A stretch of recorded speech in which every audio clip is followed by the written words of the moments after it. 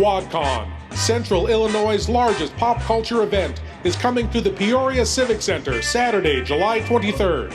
Over 40,000 square feet with over 100 vendors and artists. Comics, toys, panels, a $500 cosplay contest, a $500 video game tournament, and special guest, Lord Blood-Rah. Info at quadcitycon.com. And to round out your evening, see Lord Blood-Rah's nerve-wracking theater live Saturday, July 23rd at the Landmark Cinema Peoria. Lord Blood-Rah will host in person the 1962 horror classic The Brain That Wouldn't Die and the 1967 cult hit Spider Baby. Lord Blood-Rah's nerve-wracking theater at the Landmark Cinema Peoria, July 23rd at 8:30 p.m. Get tickets at lordbloodrah.com.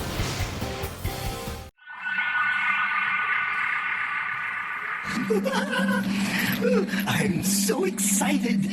I'm about to watch one of my favorite horror show hosts, Lord Blood-Rah, and his nerve-wracking theater. But I have a bonus. I can watch it in 8D. I wonder why. Come join me and my friends, won't you? Lord Blood-Rah, Lord Blood-Rah, Lord Blood-Rah, Lord Blood-Rah.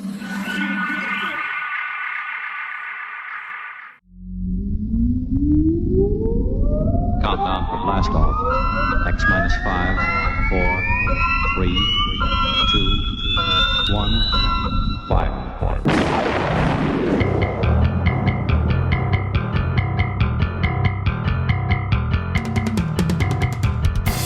Welcome to Lord Blood-Rah's nerve-wracking theater.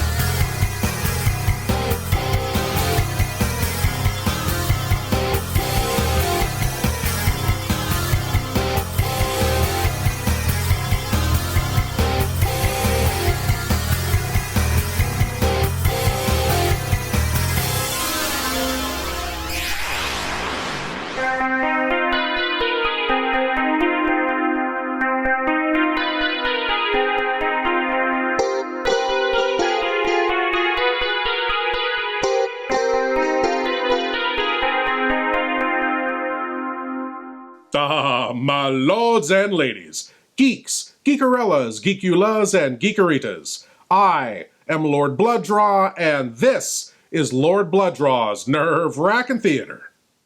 And tonight's film features one of TV land's favorite uncles.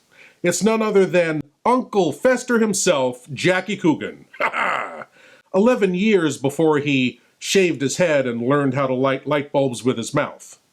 In tonight's film, he stars as the mad but mild-mannered scientist Dr. Aranya, who, for some reason, experiments with spiders, women, and little people.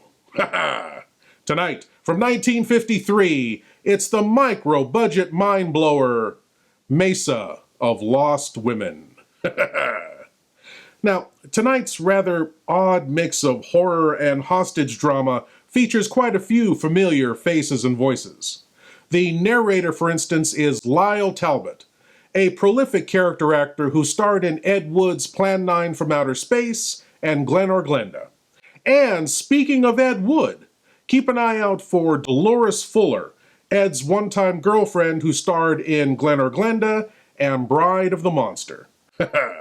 And another familiar face to look for is little Angelo Rosito, the man who Bela Lugosi called his good luck charm. Angelo starred in everything from 1932's Freaks to 1985's Mad Max Beyond Thunderdome. Tonight, in this film, he plays, well, the little guy. Well, my lords and ladies, without further ado, I give to you a film whose cast is much more interesting than its plot. Here is Mesa of Lost Women.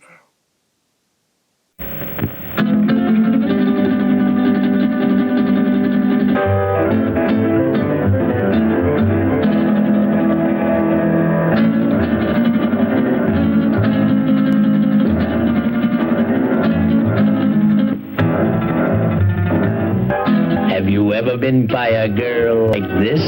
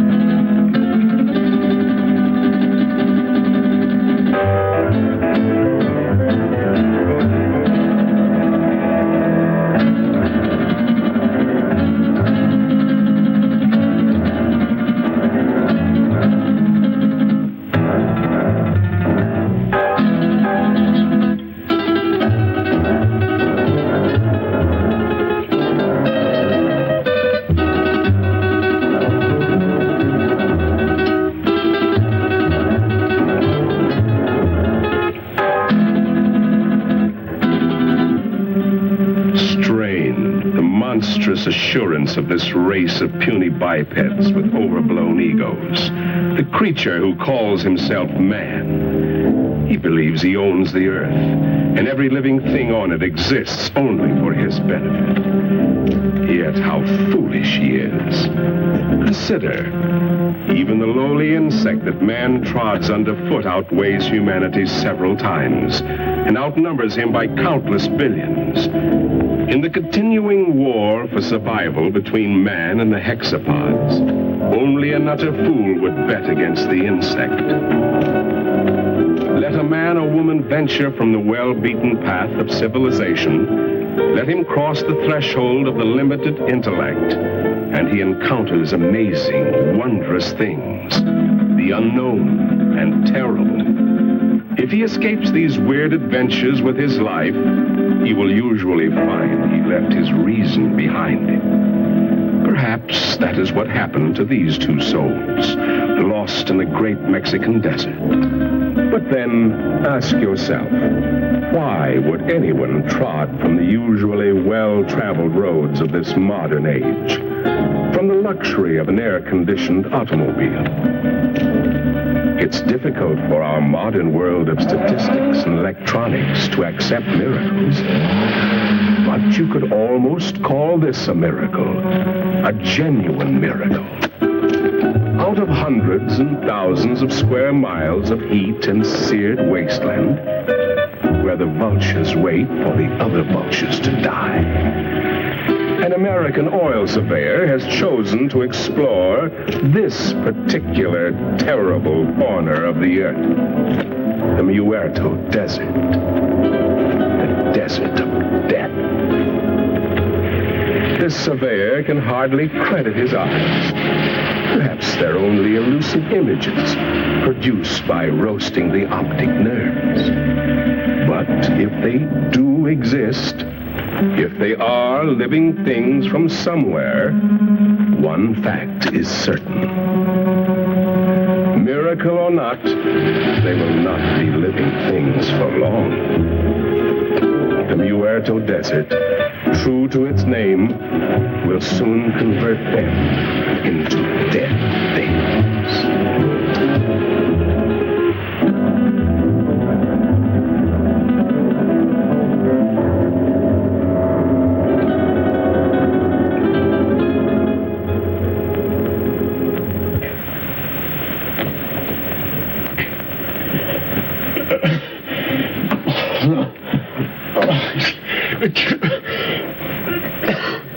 Maybe he's coming out of it then.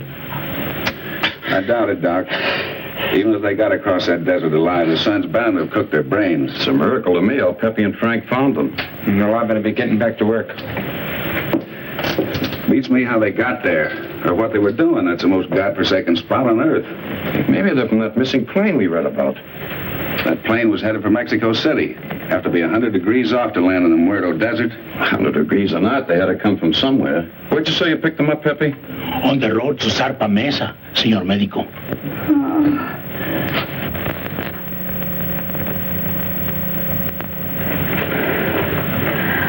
Pretty girl under all that sunburn. She was almost completely dehydrated. I don't know what kept them alive. You're all right. You're safe. You're in an oil company office. Sure. She's in about the same shape you are. She hasn't come out of it yet, but I think you're both going to be all right. Here, try to take this.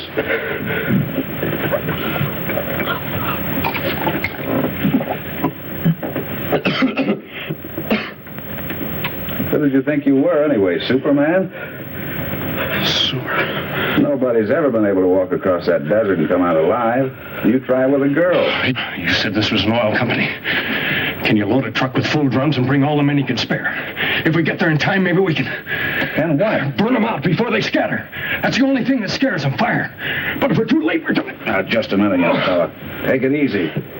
You've been out in the sun too long. That sedative will quiet them down a minute. I tell you, I don't know you haven't seen him, but if you had, you'd realize it. Seen him? Look, you said Superman. Well, these are super monsters or bugs. As big as we are, they can kill you with one bite. What can? These things. If they scatter before we get there, we...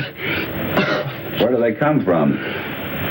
He's got an underground lab up on Zarpa Mesa. He does something there, Glenn. Who does? Dr. Aranya. Aranya? Ay, caramba. I told you the sun had cooked their brains. Pepe doesn't think so. And besides, nobody's ever been able to climb Zarpa Mesa. Well, you can reach it by plane. Let's listen to his story anyway. What do we got to lose? Well, it all started on the border a few days back. I pilot for Jan Van Croft, the big financier. Well, we had engine trouble. I made a forced landing in a field outside this little Mexican town. After we landed, I stayed with the ship to... Quite a story he's telling, isn't it, Pepe? Well, if you keep interrupting him, Mr. Narrator, we'll never know, will we? Anyway, at the top of the movie, the narrator asked us a rather cryptic question.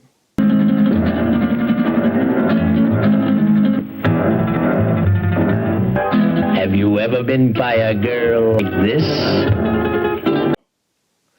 Have you ever been blank by a girl like this? It's okay, this is a family show. Apparently the operative word was lost in one of the jump cuts, but have you ever been what by a girl like this? Have you ever been sold a used car by a girl like this? Have you ever been mistaken for the pizza delivery guy by a girl like this? Have you ever been called a nutcase because you refer all your personal legal matters to a little plastic zombie attorney in your pocket named Mr. Weinblatt by a girl like this? I mean, what? What could it be?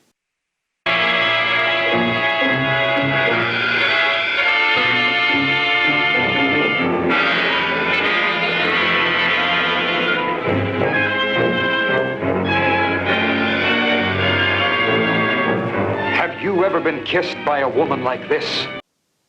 Oh, kissed. It's kissed, Mr. Weinblatt. Yeah, I agree. That makes perfect sense.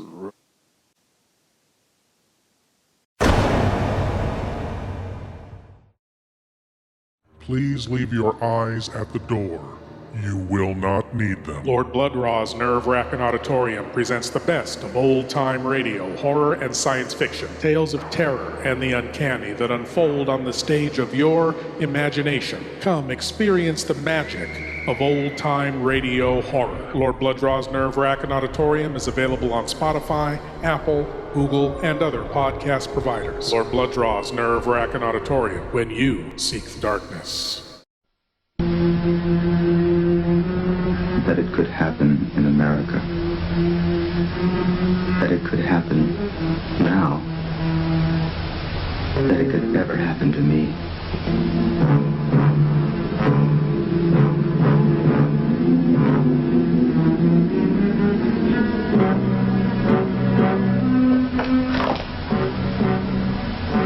Another murder tonight. At Watergate. My apartment.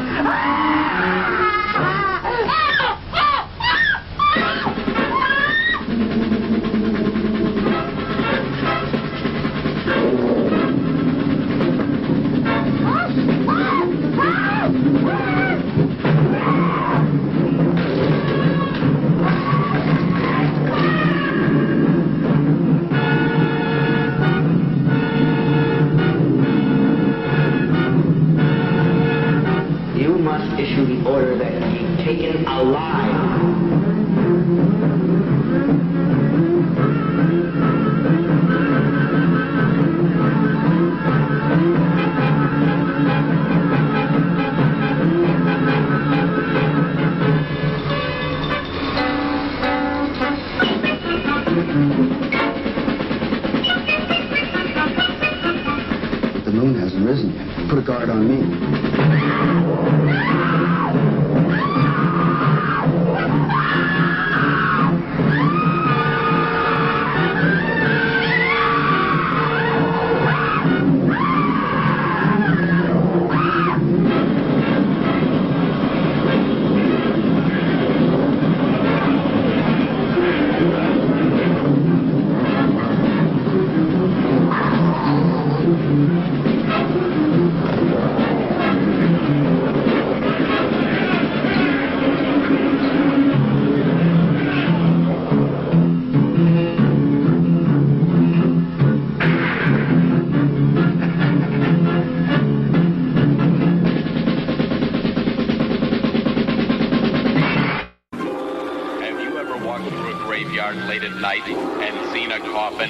Have you ever thought what it would be like to see a person's head amputated? Think of things so horrible that the human mind cannot imagine them. See all this and more when you see on stage, in person, that crazy mixed up Dr. Evil and his terrors of the unknown. Unlike anything that you ever seen or heard of in the past. Hideous creatures from beyond the grave. Leave the stage and grab girls right out of their seats. Girls, do not come alone. Bring your boyfriend to protect you when the lights go out. You may find a live snake or rat under your seat. A real dead body is given away to some lucky person at every performance. Also, in person. The Mummy and King Kong, famous Hollywood gorilla, real and alive. Plus, on the screen, 2 horrific motion pictures. Dr. Evil and his terrors of the unknown. Plus 2 horrific pictures.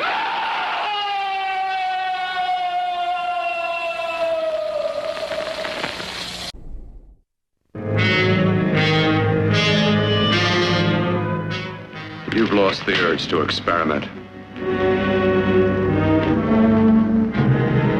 Oh, every time you touch me, I go out of my mind.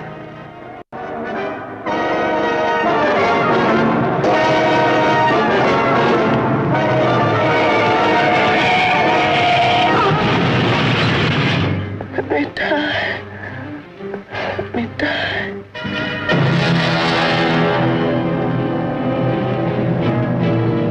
Her brain kept alive by experimental science, by a man whose abnormal passions inspired him to try the impossible. I brought her back. She'll live and I'll get her another body. Yes, and what of her soul? How can you make of her an experiment of horror? His mad ambitions and desires threaten every woman possessing an attractive body. Girls whose measurements make them beauty contest participants. Professional figure models such as this. All are prey to his distorted desires. What's locked behind that door? Horror. No normal mind can imagine. Something even more terrible than you. Horror has its ultimate, and I'm that. Behind that door is the sum total of Dr. Courtney's mistakes. He intends to kill somebody. To rob them of their body. We've got to stop him.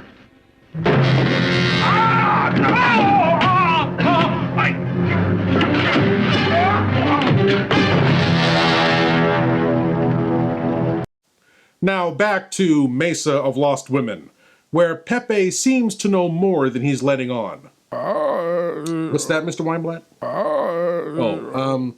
I don't know if he needs your legal services yet.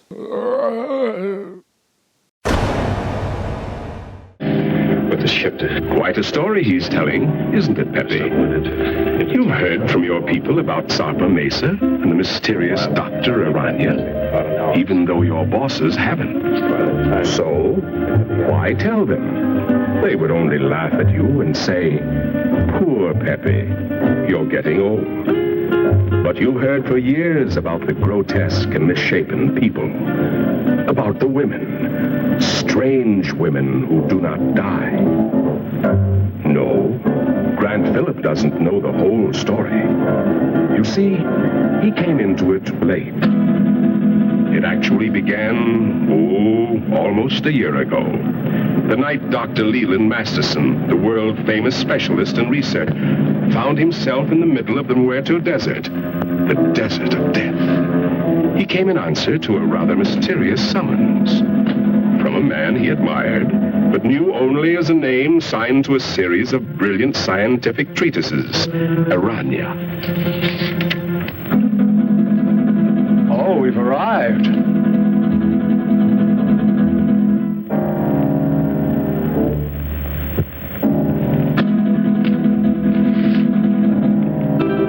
Your eyes must be playing tricks on you in this light. Is that what you think, Masterson?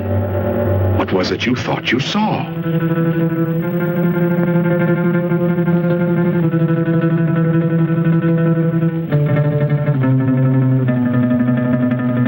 Apparently, they've come correctly. But to Masterson, it seems strange. A man with the genius of Aranya, building his laboratory on an inaccessible mountaintop in the middle of an uninhabited desert. Why Zarpa Mesa? Why Zarpa Mesa, indeed? A natural question, Doctor, and one that was soon to be answered, though in a way so fantastic and horrible as to make a man of science doubt his senses.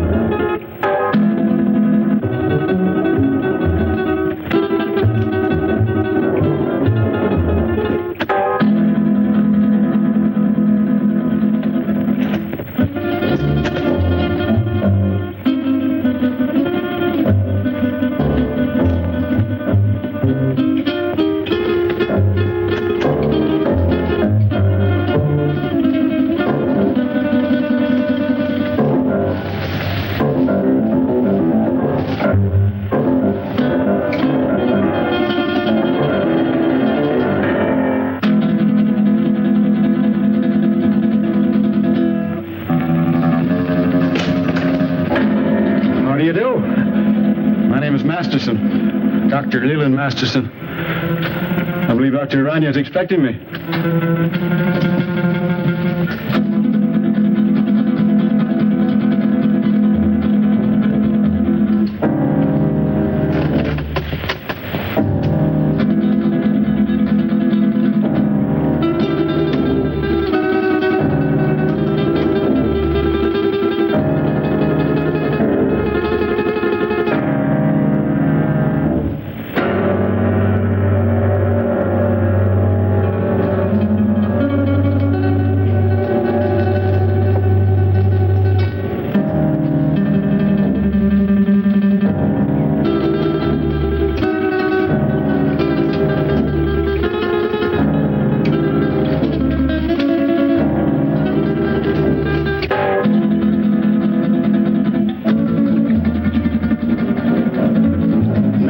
Systems of insects.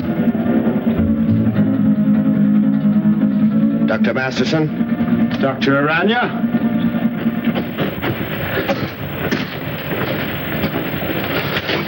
I trust your journey was pleasant. Well, moderately. I must confess, though, that I was a trifle uneasy when your driver headed into the Muerto Desert. But everything seems to have worked out. The sentimental human mind being what it is, this is the only sort of a place I could find to carry on my work. But I can understand your feeling. These papers on the anterior lobe of the pituitary and the effects of the specific hormones on other living things. Quite the most remarkable endocrine theories that I've ever read. Well, thank you, Doctor. Coming from the world's foremost organotherapist, a fine compliment. That's why I jumped at the chance to come here. Work with you. Examine your theories. Oh, let us understand one thing, Doctor. These are not theories. Not theories? I have successfully proved every point over and over again in my laboratory. Oh, wait a minute. You want me to believe that you have produced these things by experimentation? And many more. And then my eyes weren't playing tricks. So you can see why such work as this must be completed inside a mountaintop amidst this desolation. Oh, I'm completing a most unusual experiment in my laboratory. Doctor, would you care to observe? Oh, certainly. Come along.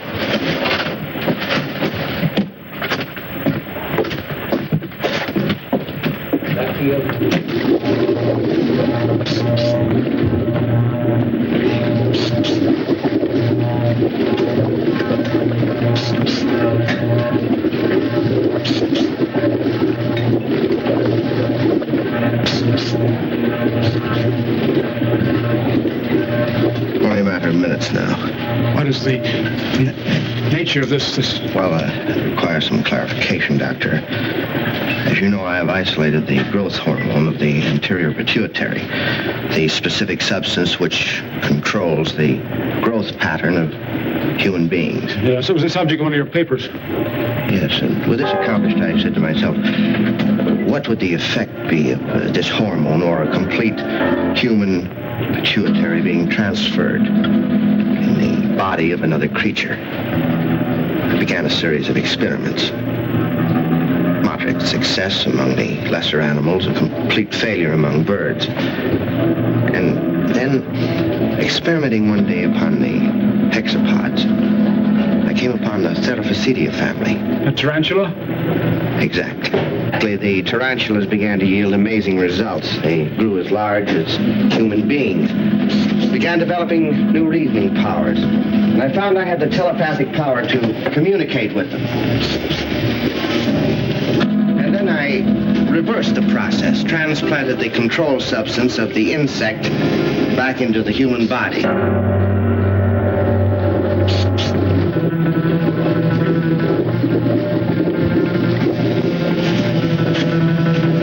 Doctor, observe this girl. I call her Tarantella. She has human beauty and intelligence, still possesses the capacities and instincts of the giant spider. How do you mean? She has the indestructibility of the insect. If her body became damaged, if she were to lose an arm or a leg, she could grow a new one. I expect Tarantella may survive for hundreds and hundreds of years. And what about males? Well, unfortunately, in the insect world, the male is a puny, unimportant thing. You saw a few of the examples. The dwarfs. I think we're beginning to get some results. What is it? If we are successful, I shall have a super female spider with a thinking and reasoning brain. A creature that someday may control the world, subject to my will. Well, of course, subject to your will. Who else's? I have never seen a mad scientist yet who created a supergiant intelligent female spider that someday may control the world and said, you know what? My cousin Sidney would like to have a supergiant intelligent spider that someday may control the world subject to his will. His birthday's coming up. It'd be a nice surprise for him. I've seen a lot of these movies, and believe me, it just doesn't happen. Like monsters? Like horror? Like sci-fi? You'll love Maniac Monster Designs. Stickers, enamel pins, patches, magnets, tees, pillows. Maniac Monster Designs for everything retro, spooky, and fun. You'll find Maniac Monster Designs on eBay, Facebook, Instagram, and at maniacmonsters.com. Now you can have cool monster designs anytime, anywhere with Maniac Monster Designs.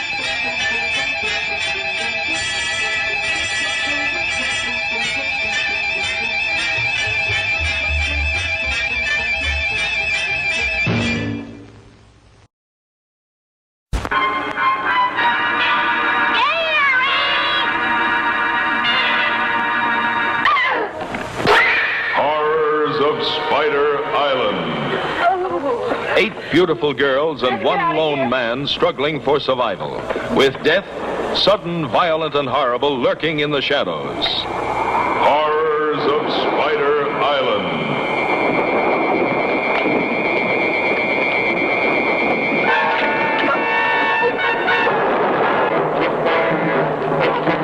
Out of the night came a fate worse than death. A man's mind twisted, his brain poisoned, with an uncontrollable lust to kill.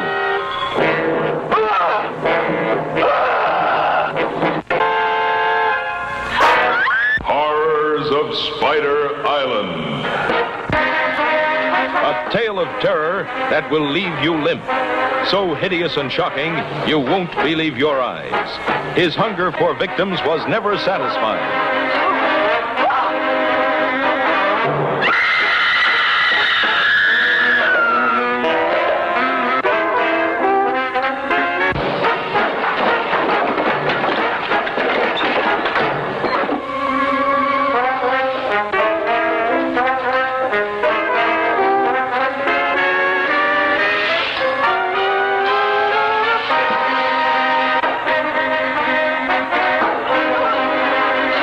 Prepare to be frightened out of your wits by the Horrors of Spider Island. Can you hear it? She can hear it. Can you? The screaming skull. The voice of the dead will haunt you. The screaming skull. And terror from the year 5000. The screaming skull. The maddening voice of the sightless dead. Horror that'll scare the skin off your bones. The screaming skull. And the blood-curdling terror from the year 5000.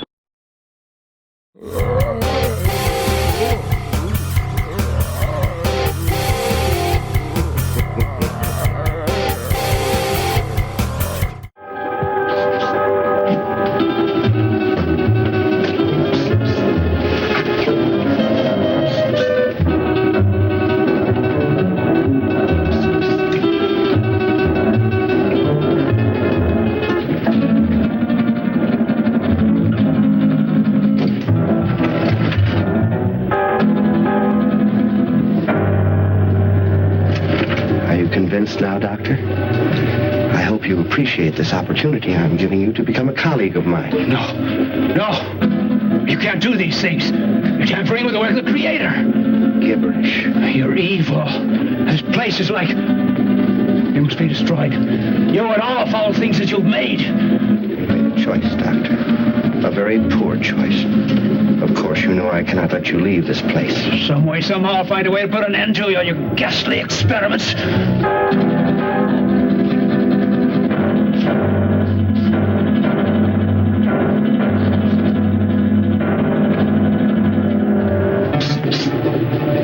Regrettable. I was hoping for a colleague, but... Well, at least we have another experimental subject.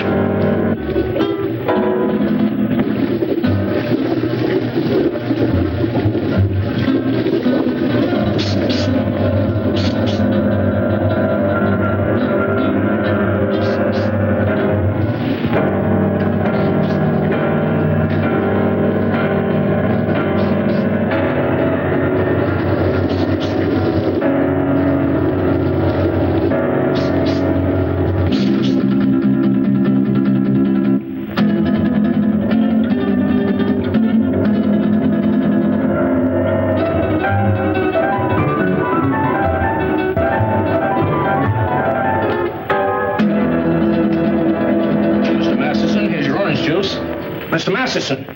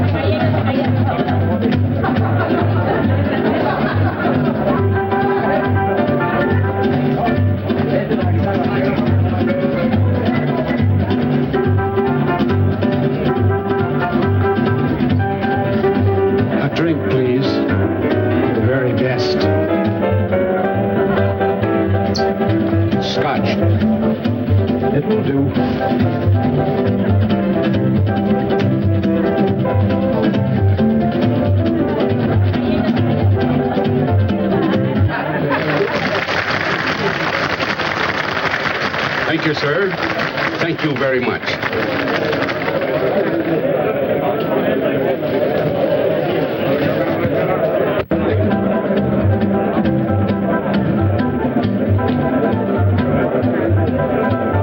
What a dump. Well, it isn't exactly the Star Club, I'll admit, but... Senora, the best people in the house. Buena. Vaya.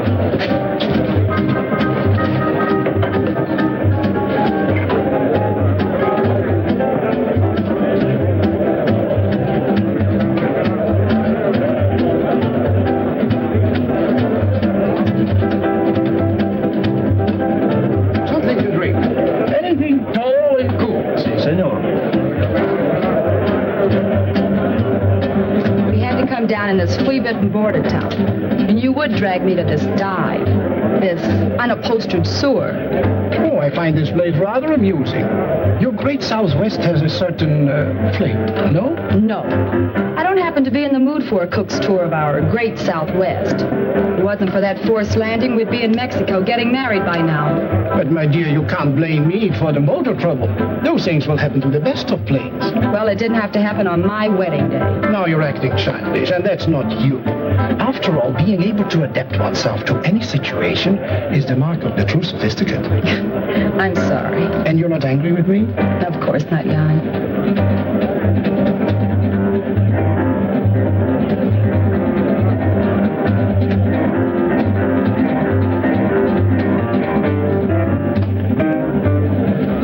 Leland J. Masterson is the name.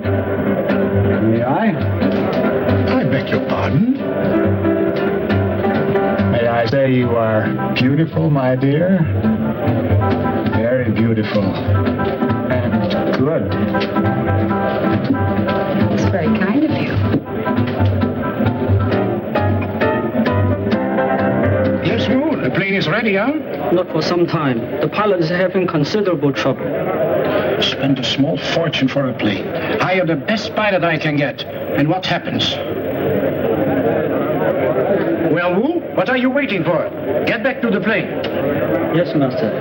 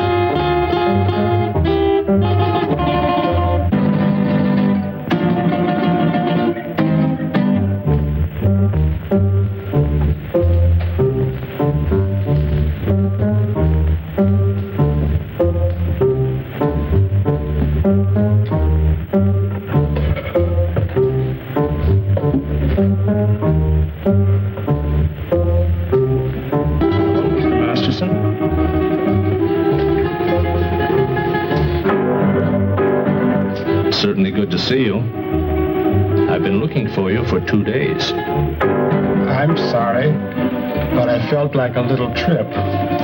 We missed you, sir. Dr. Harrison wishes to see you, you know. I know, George. But I don't want to see him. I don't get this. Who are you and what's this all about? I'm his nurse, miss. His nurse? Yes, you see, Mr. Masterson is... No, George. I wouldn't do that. See, I like this lady.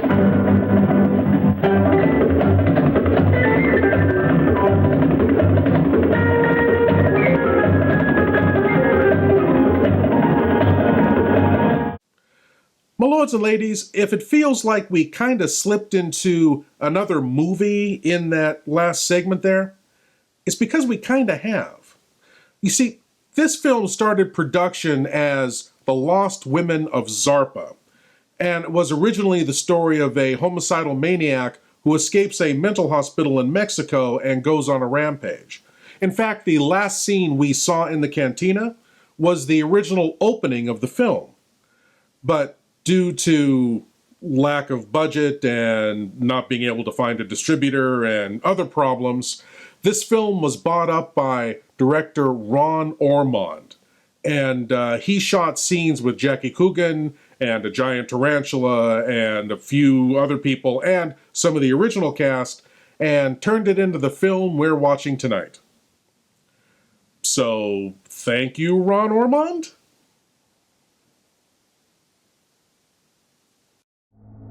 All the cool things. You want all the cool things. But where can you find all the cool things? It's all right here at NovemberFire.com. All the cool t-shirts, all the cool DVDs, all the cool masks. Be extra cool and tell them Lord Blood-Rah sent you. All the cool things at NovemberFire.com.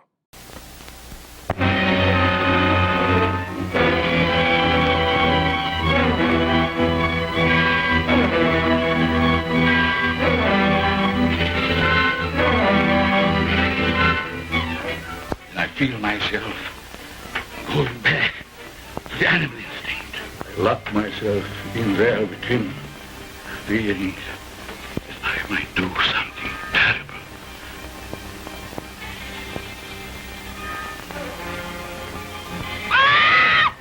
Billy! Billy!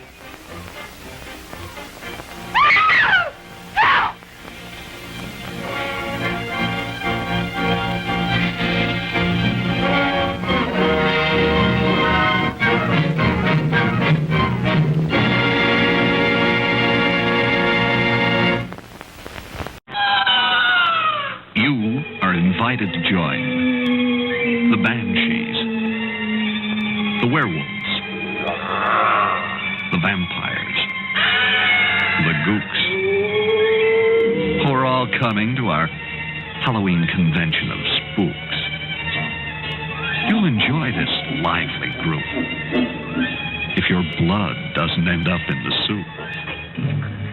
Practice your screams. Break out your shrouds. Tighten your nerves.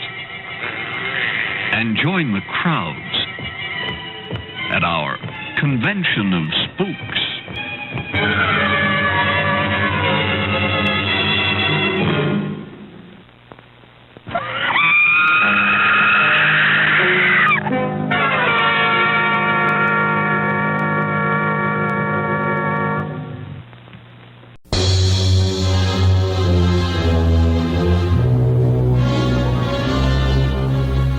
Come in. I surprised her in her room. She was not alone. With my own hands, I killed her. Starring Boris Karloff. Take this gun. Escort this gentleman from the castle. If he resists, kill him. The Terror. His evil mystic powers go beyond man's wildest imaginings.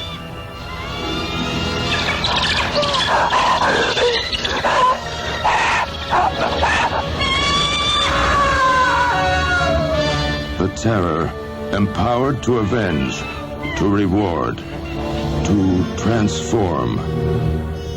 I do love you. Is she a blood and flesh beauty a man can enjoy? I am possessed of the dead. Or is she a gossamer myth, created by a madman's distorted desires? Take your life as you took mine, and bring us together forever. Join Boris Karloff, the Frankenstein monster of all horror motion pictures, in his most blood-chilling screen experience.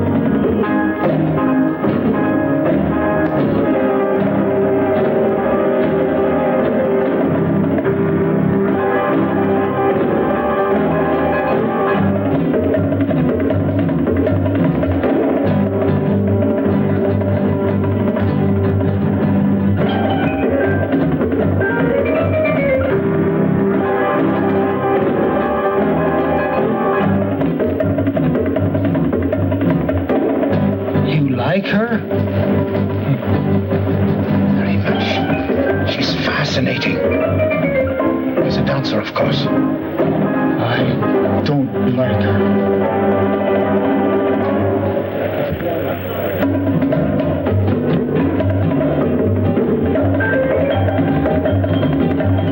Woman is evil. Tell me what's wrong? Not now, ma'am. Don't talk.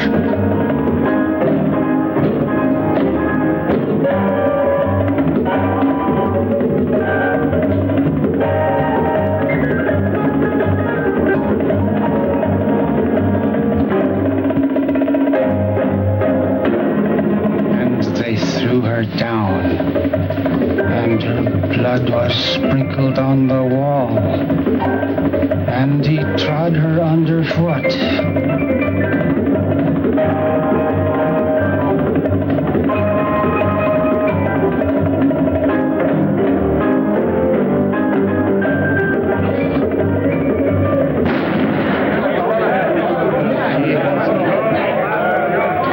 Give me that gun, Mr. Masterson. Please, give me that gun. Come on, let's get out of here. Stop, everybody. Listen. This man's an insane killer. He's local. He'll kill all of us before you can reach him. Thank you, George. Well spoken. I only did what had to be done.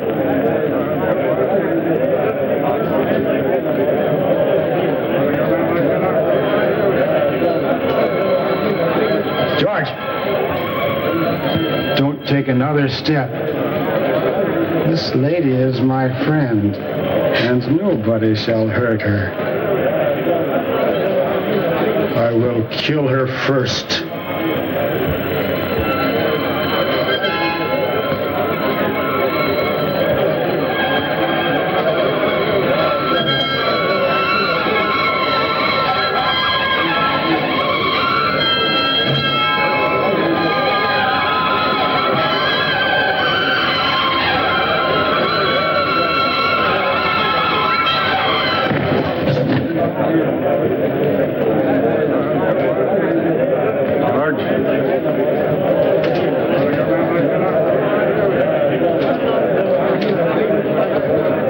Let's go home. be afraid. I won't let them hurt you.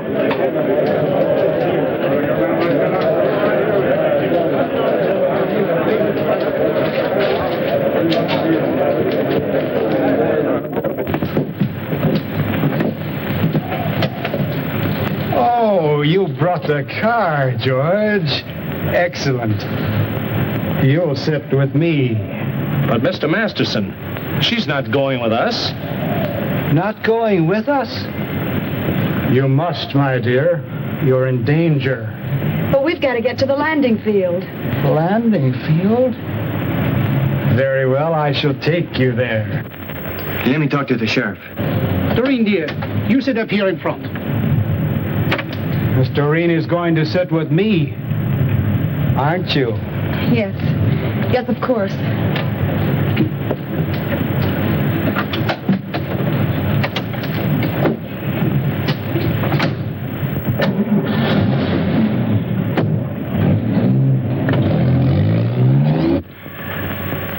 There's a dead woman lying right here on the floor. That's right, Sheriff. He shot her dead. No, she's right where she fell. Nobody touched a thing.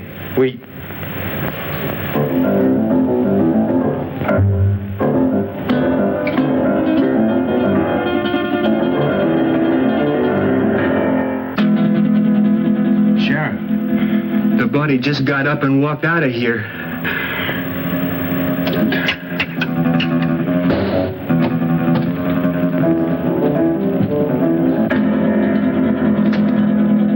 Dear. At last. And Phillips seems to be ready for the takeoff. All set to go, Phillips? Sorry, sir, but one of the engines still acting up. Whatever it is, I can't find the bug. It's probably nothing serious. Can't we take off anyway? No, sir. I can't take that chance. You're the captain. How much longer do you think... My dear young man, I want to fly. You want to... I've always wanted to fly. And now I will. Sorry, sir, but I'm the one who decides whether we fly or not. I command, and thou shalt obey. Is he kidding? He ain't kidding, mister. You'd better do as he says. We fly now. You go first. Listen, the police! At last! Don't be afraid. I won't let them harm you. Get in, quick.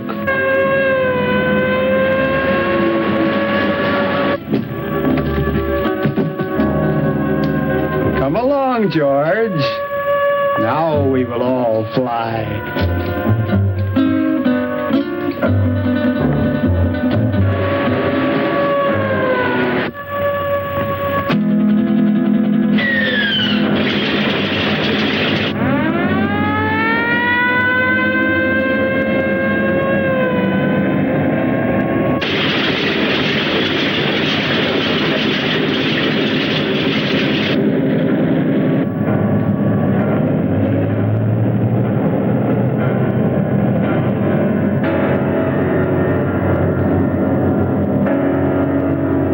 She's on course. How long do you think it will take us, Phillips? If everything goes all right, about an hour and a half. It's wonderful up here. So close to heaven.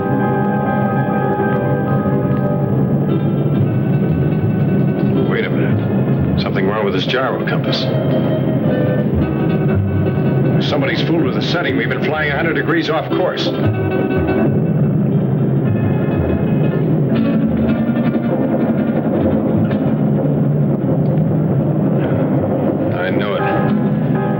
Engine's acting up already. Is it bad, Jan? Do we have to go down again? How should I know? Just stay calm, please. Nothing seriously wrong so far.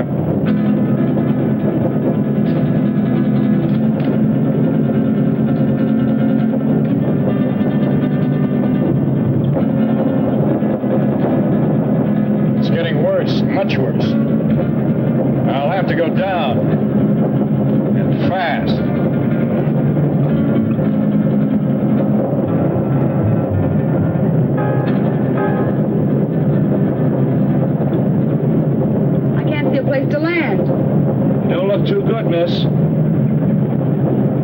on, Fly. I like it. This is my order. Fasten your safety belts. This can't last much longer. And please remain calm. Can't you find the landing spot, Phillips? Not yet. But I am trying for that Mesa dead ahead. You think we'll make it? I don't know, sir. Keep your fingers crossed.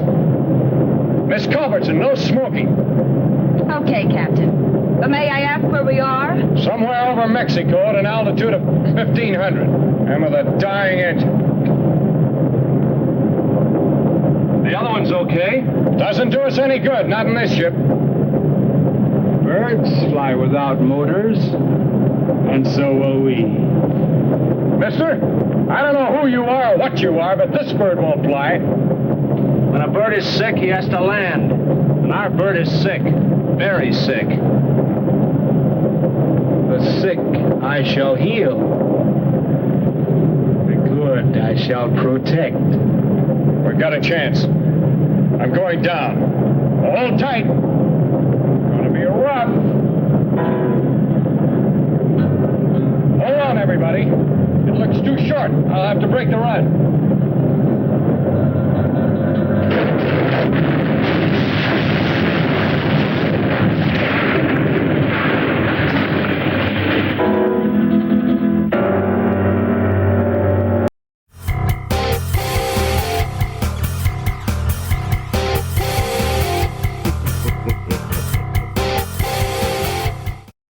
Please leave your eyes at the door.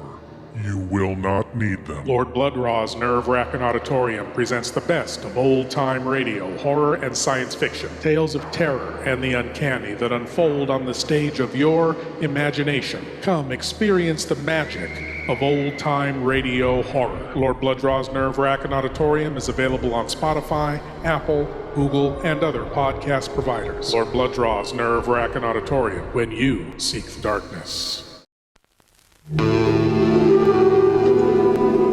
For 2 million years in these subterranean caves, a creature of superhuman evil was entombed in a wall of ice, waiting to be free, waiting to live again. Travel with us on a journey into a world where nightmare becomes reality.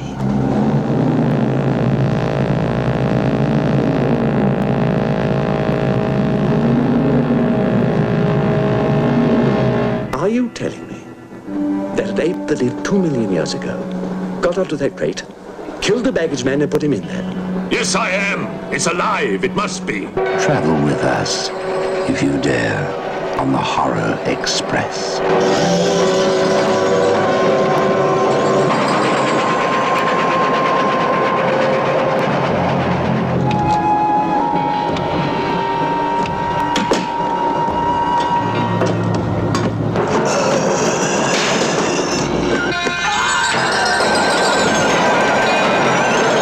We'll search the train and find it, whatever it is, and destroy it. But if it's alive... I want this kept quiet. I don't want to panic the passengers.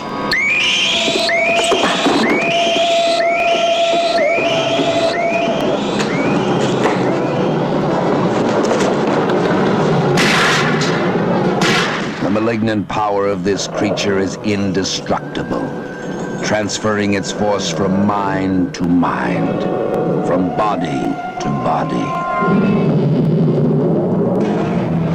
Beast is not dead. I put 4 bullets into him. You think evil can be killed with bullets? Satan lives. The animal that you shot was only the host. It's alive in someone on this train. You saw his eyes. One look at them and you're dead. Anything that moves near that door, kill it!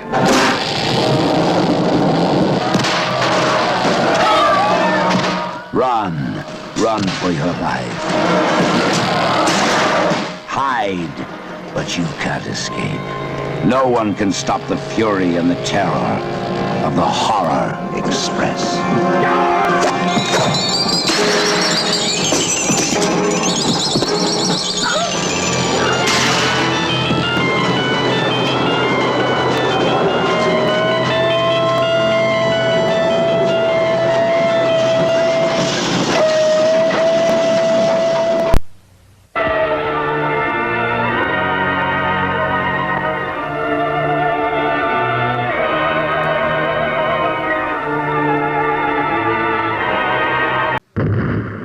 From the depths of hell comes The Devil's Messenger, starring the master of mystery Lon Chaney and Karen Cannon. You could be my messenger. You'd have to go back. Up there. No, I can't. I won't go back. You'll deliver that to a Mr. Donald Powell. Don't be afraid of me. The Devil's Messenger delivers gifts from hell, turning man into a ravaging beast. I took a picture of that old farmhouse. There's nobody in the picture. You saw it. Was there anybody in it? No, there wasn't. Somebody has come out of that house, and they're coming toward me. Back from the dead, his lovely victim seeks revenge for her horrible death at the hands of a man driven mad by a gift from hell. Trapped in her icy tomb until the Devil's Messenger exposed her nakedness in her crystal prison. Now let's get down to here. She becomes the object of a scientist's lust. His consuming desire for her drives him to commit murder to keep her for himself. Not since Eve received the apple have gifts inflicted such unnatural consequences.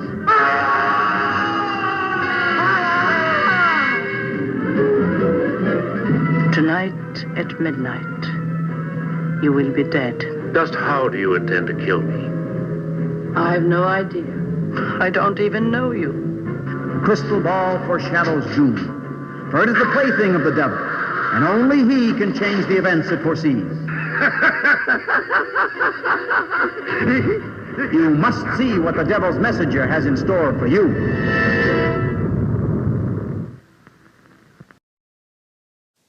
As we return to Mesa of Lost Women, Dr. Masterson, driven insane by the horrors he witnessed at the hands of the evil Dr. Aranya, has taken hostages onto a plane, which has now crashed, presumably on the aforementioned Mesa. So hopefully we'll get to see that giant spider again. Remember that? That was kind of cool. Is everything all right? Yes. Yes, I'm all right. Good.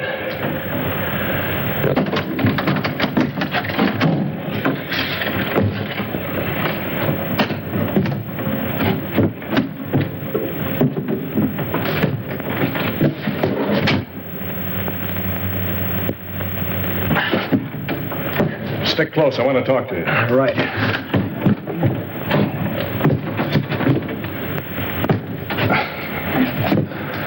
I never thought he'd make it, Phillips. But we did, sir.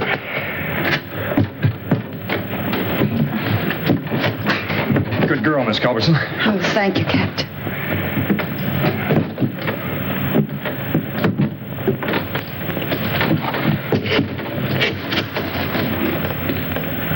I like it here.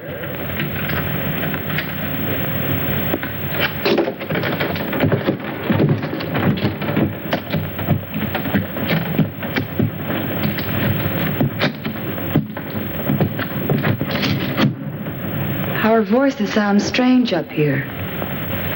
Do you hear that? It must be the echo of our voices, my dear, thrown back at us from the forest. 2 days ago, he got away from us. I've been hunting him ever since. I caught up with him in that border dive just before I killed that dancer. I tried, but I couldn't stop him. Why did he kill her? How did he get that gun? Nobody knows why he kills. He just wants to, and he does. Where he got that gun? Probably bought it. He has lots of money all the time. Doesn't mean a thing to him. Can't we get that gun away from him? I'll try, Captain. You can bet on that. But for the sake of all of us, don't try to rush or force him. Leave it to me. All right. May I smoke now, Captain? Oh, no, not yet. I have to look at the gas tanks first.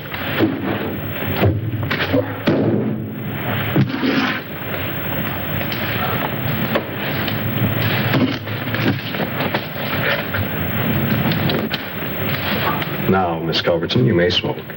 Thank you, Captain. Any idea where we are, Phillips? I think so, sir.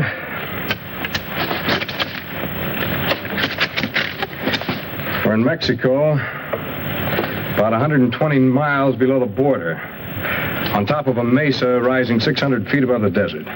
600 feet? That's right. Stuck up in the air like an island in the sky. I suppose we can't walk down from here. Not unless you're a human fly. Sorry, Captain. Haven't been with the circus for years. It's wonderful. So close to heaven.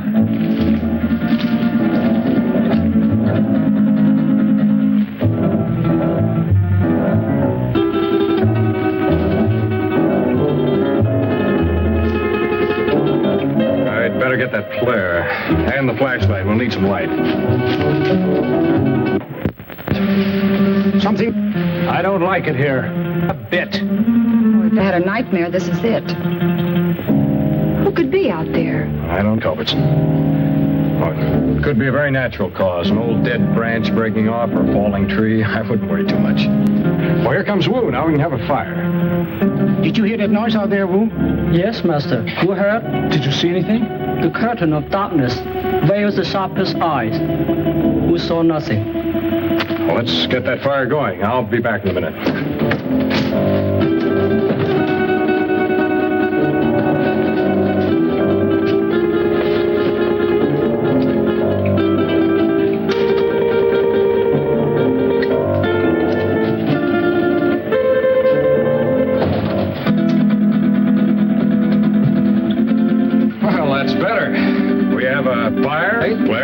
And a drink. Oh, I certainly can use it. Now, this would occur to me when I saw the bottle. But first, let's get this into the air.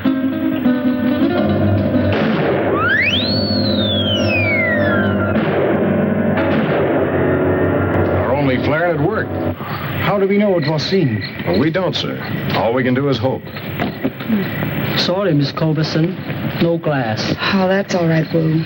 It's a relief to be informal once in a while.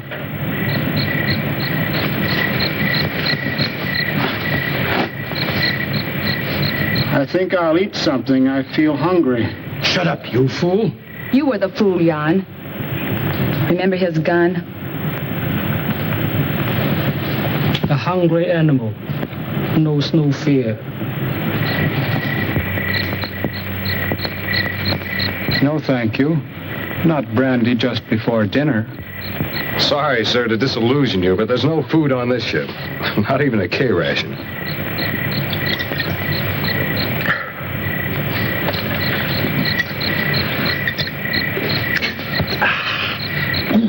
Thank you, sir. That helped.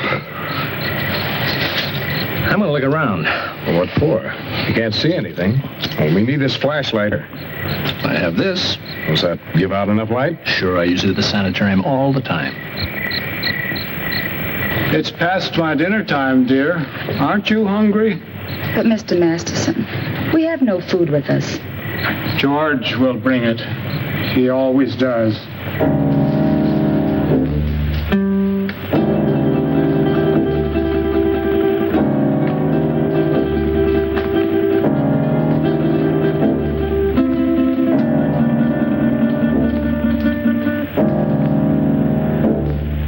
If our flare wasn't seen by anyone, how will we get off this mesa? To be honest, sir, I don't know. We can't do anything decisive until daylight.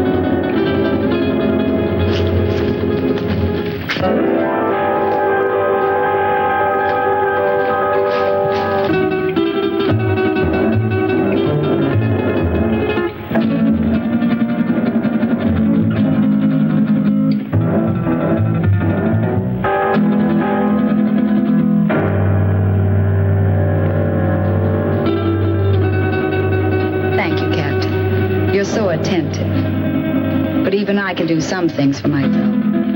So I noticed. And, no offense, ma'am. You scare easily, don't you, Captain?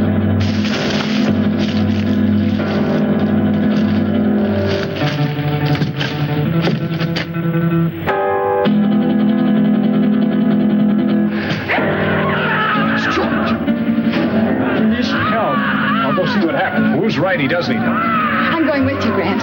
Anything's better than to sit here and wait. May I suggest that we wait here until Phillips find out what happened? You'll be safer here. Are you concerned about my safety? George is out there and in trouble. I'll go. Anyone who wants to come along can do so now. I'd like a stroll before dinner. Since you insist, we all go. You come too. Yes, Master. I'll put some more wood on the fire.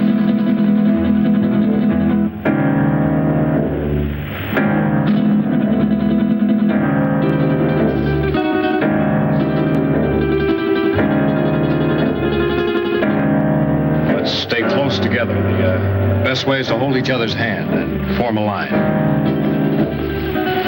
If you don't mind. I believe it's better, Mr. Bancroft, if you hold on to Mr. Masterson's coat. And Wu, you bring up the rear.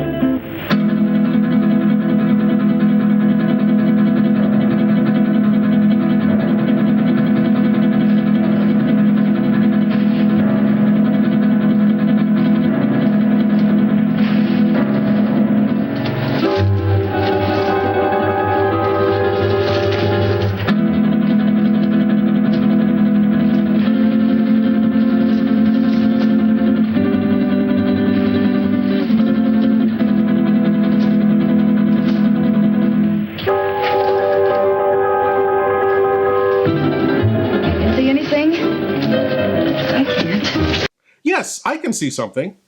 I can see that Dr. Masterson is the happiest lunatic I think I've ever seen. I mean, look at the guy. Everyone else is worried and upset about the plane crash, and he's just smiling away, taking in the jungle air. I think insanity really did him good, just like this little fellow.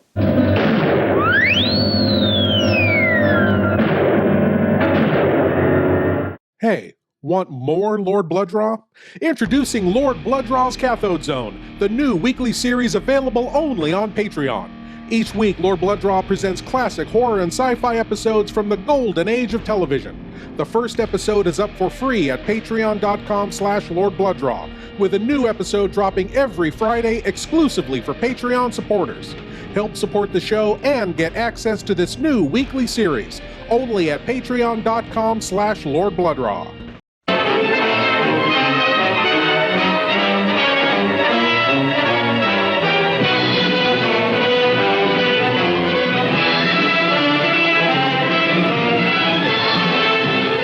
Bound by no earthly law, possessing weird and enormous powers, these strange teenagers from outer space invade the Earth and prepare to possess its women.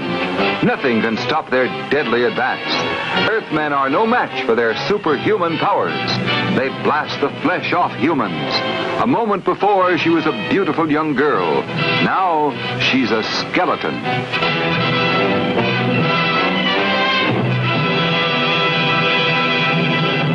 Super Shocker number 1, Dr. Macabre's Frightmare of Movie Monsters. Imagine seeing almost all the screen's scariest monsters alive, in person. Hunchback of Notre Dame, Teenage Frankenstein, Daughter of Dracula, The Fly, a man's body, a fly's head. Rodan, the flying monster, the colossal beast, and more, many more, never here before. Plus, Super Shocker number 2, Spooks A-Poppin', a thrilling new idea in spook shows. We double dare you to see this double header of super monstrous, superhuman, Super Shockers, in person on the stage.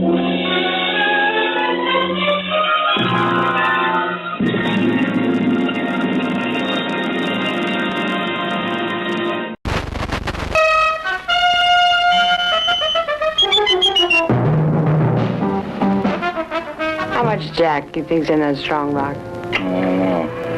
There's plenty of Cuban sugar, though. Here's what happened.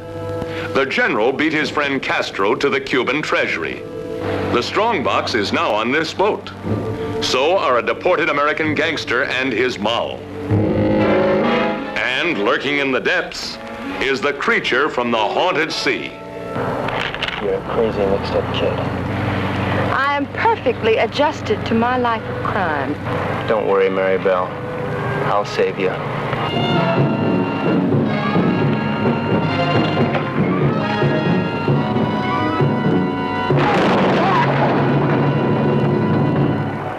It's all right. Be calm, everybody. The boat's insured.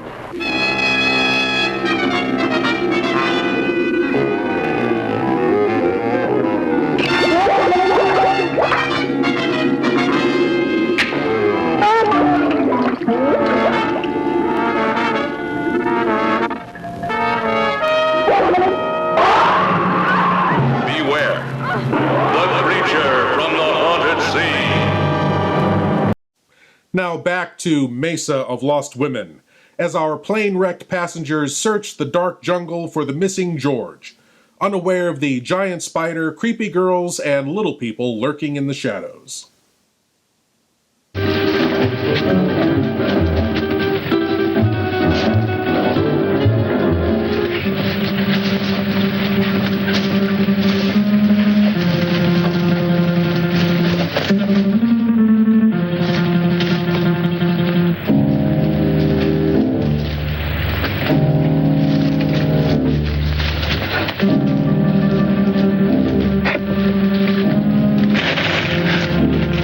Is that you, George?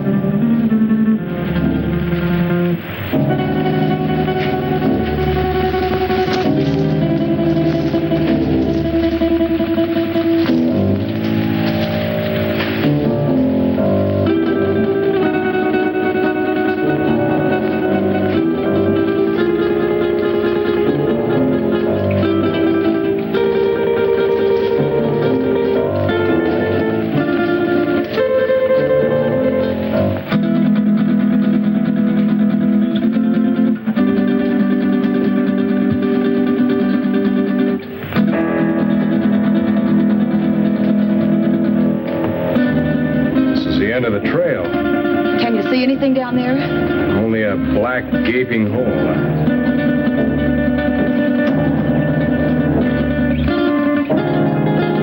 Light won't reach bottom. You wait here. I'll try this alone. It looks too narrow. One wrong step and we may all go over.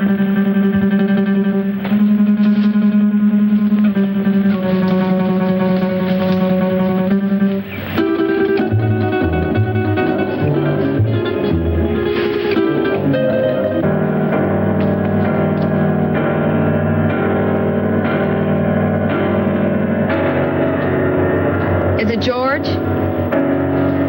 Yeah.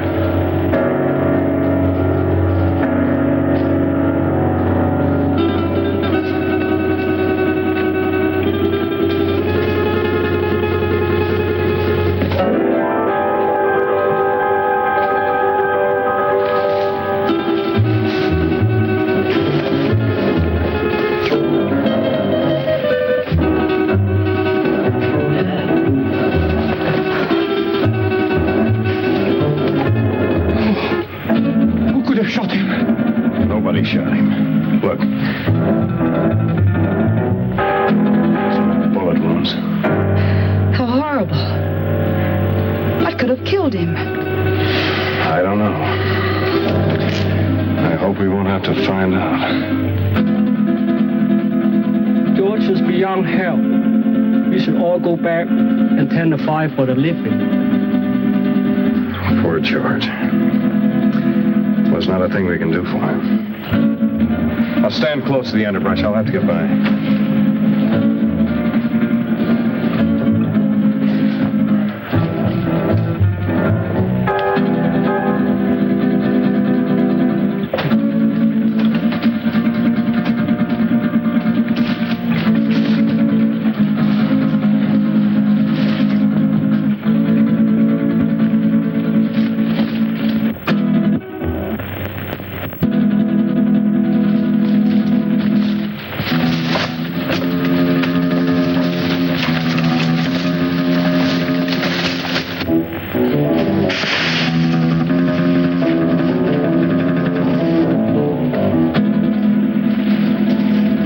See a thing. That noise is not falling branches. Something's moving in there.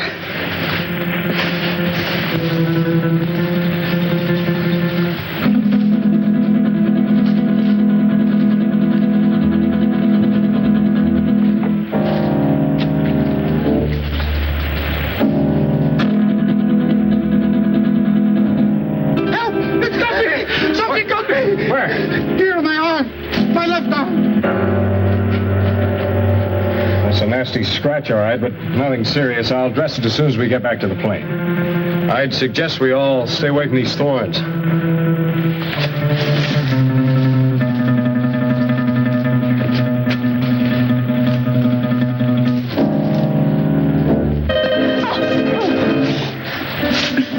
Oh, look, the skirt's ruined. So is his heel. You weren't hurt, Miss Culbertson. No, not a bit. Thank you. May we go on now, Phillips? Yes, sir. Let's go.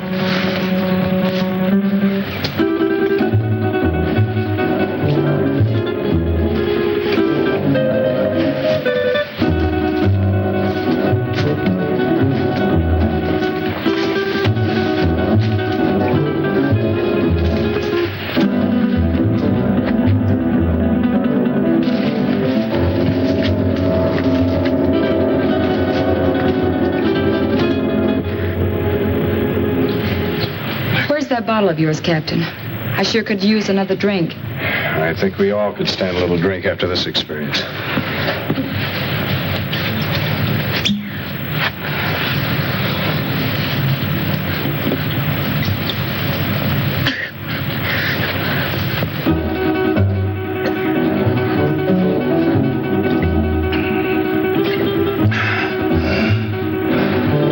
How about you?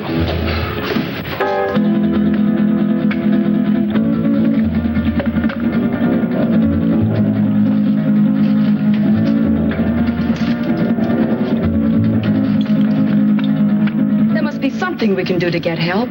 Done the only thing we can do. That's send up a flare. If help doesn't come by morning, we'll make a signal fire. But meanwhile, I'd suggest we get some sleep. We've got a long night ahead of us. Do you expect any of us to sleep after what happened tonight? Well, maybe not sleep, but at least you'll get some rest. But we're all in danger. Whatever killed George may attack us. Take it easy, sir. I'll stand guard and keep the fire going. My eyes open. Well, we all could use a little rest. But remember now, we are putting our lives in your hands. I realize that, sir. Doreen, why don't you try to make yourself a little comfortable? Try to get some rest. I'll try. The darker shadows of the night will melt away with the morning sun. Mr. Masters, don't you think you better get some sleep? Is it bedtime? Yeah, it's bedtime. I'll wake you when morning comes.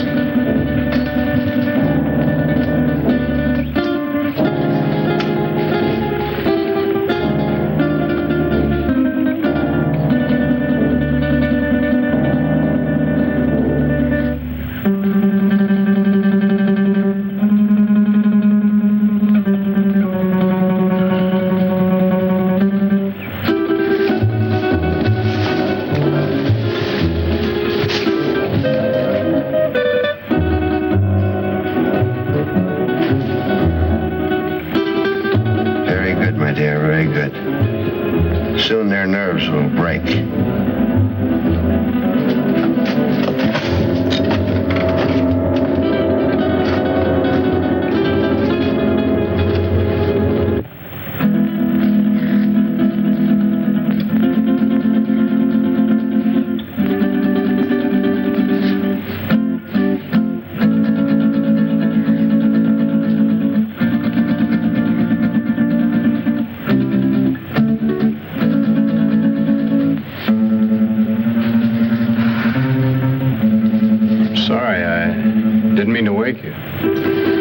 I wasn't asleep. Are you nervous? No.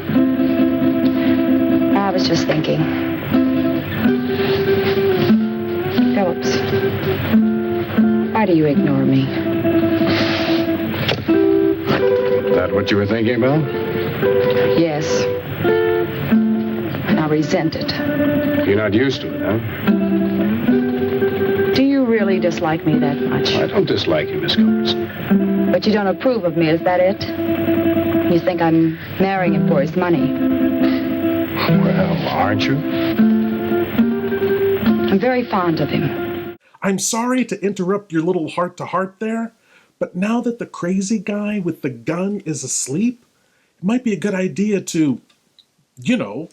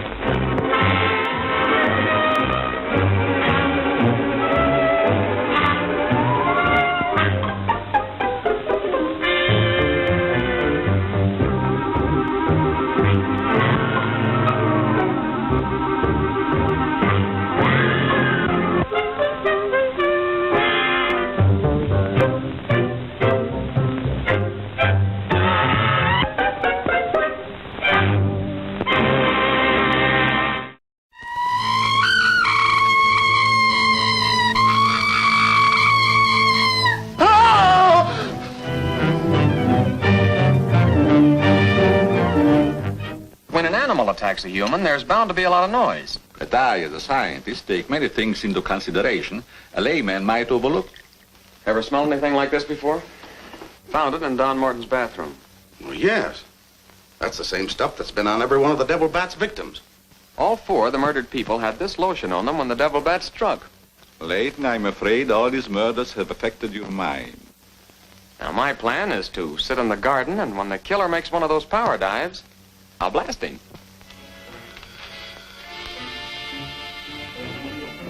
Tonight you have work to do. It's time you were on your way.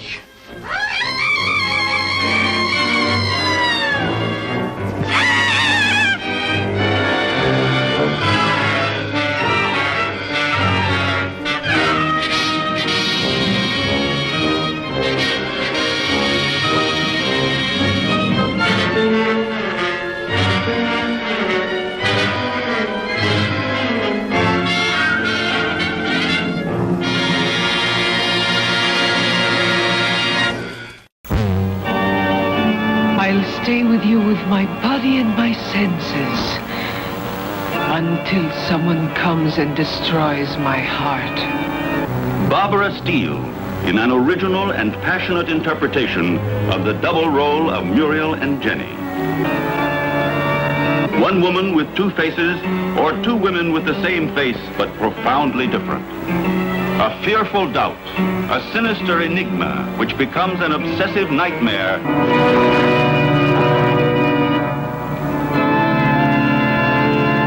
Victim of the sorcery of a merciless and diabolical sadist.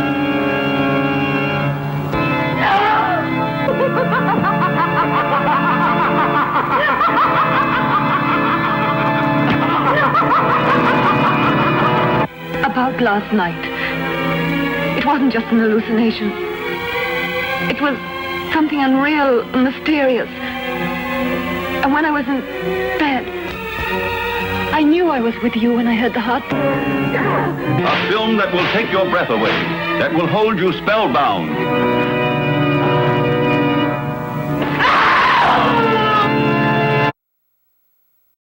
Now back to Mesa of Lost Women, where these two Oolsfey are blowing their ants chay to get the ungay from the Oonilay. Ain't it gay? But you don't love him. Well, I'm not exactly mad about him, if that's what you mean. But I am fond of him. And he can give you nice things. Well, yes. Why not? He can give me security, for one thing. And that's important. Don't you think? Why should you care what I think? I don't exactly. It's just... I'd like you to understand me.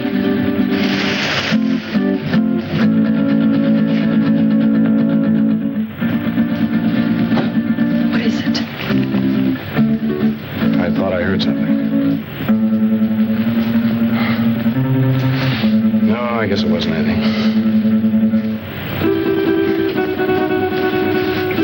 Now, what were you saying? I was saying that I'd like you to understand me. I think I do understand. Oh, no, you don't. You can't. Oh, yes, I can. I've had my hard knocks, too. I've had to work ever since I was a kid. Some of it wasn't very much fun. Well, I guess it boils down to what you want out of life. What is for you, Grant? Well, I want a girl who's sincere. Real. Someone who'd stick by me when the chips are down. One who wants me only for what I am, not for what I have. Big order, huh?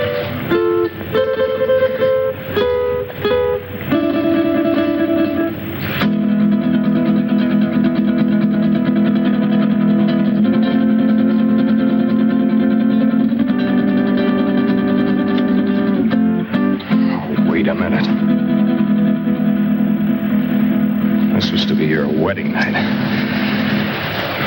Remember? Yes. Yes, of course.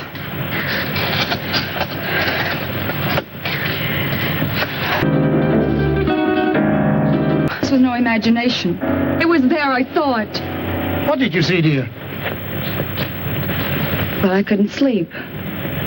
Phillips and I were sitting here talking, and there was a noise. I looked up and I saw some women and little men. They seemed unreal. No offense intended, Miss Culbertson, but I know what strange tricks our minds can play on us. Yes, I know, Phillips, but I'm sure I saw it. Where's your comb, my dear? A comb? Oh, I guess I lost it out there somewhere. But I gave it to you. We must find it. That comb is a valuable heirloom of my family. What do you mean by we?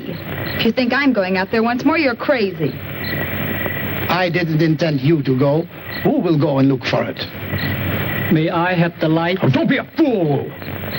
He who serves well will also serve in danger.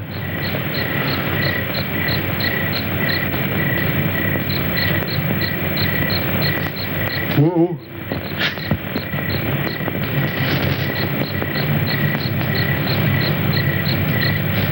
The wanderer in the valley of darkness shall have my guidance and protection. Okay, Wu. If you feel that way about it, I won't stop you. But don't hesitate to use that gun. I hope you know how. There's a day to be born and a day to die.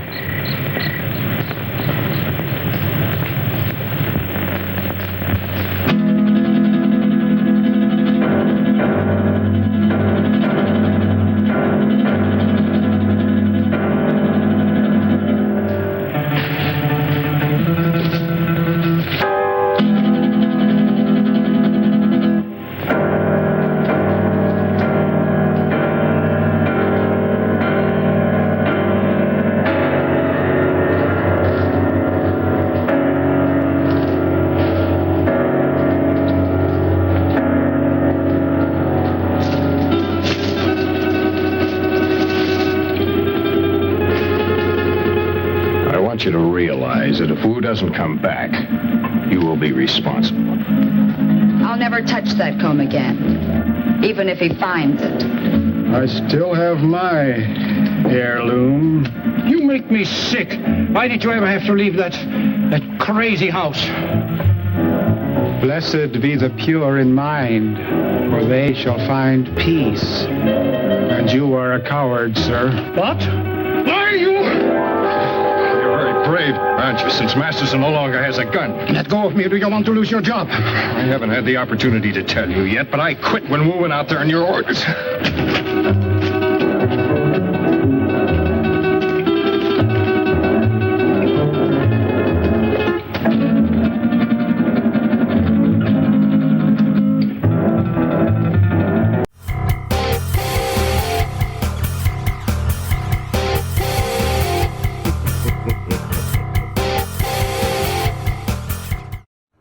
please leave your eyes at the door. You will not need them. Lord Blood-Rah's Wrackin Auditorium presents the best of old-time radio, horror, and science fiction. Tales of terror and the uncanny that unfold on the stage of your imagination. Come experience the magic of old-time radio horror. Lord Blood-Rah's Wrackin Auditorium is available on Spotify, Apple, Google, and other podcast providers. Lord Blood-Rah's Wrackin Auditorium, when you seek the darkness.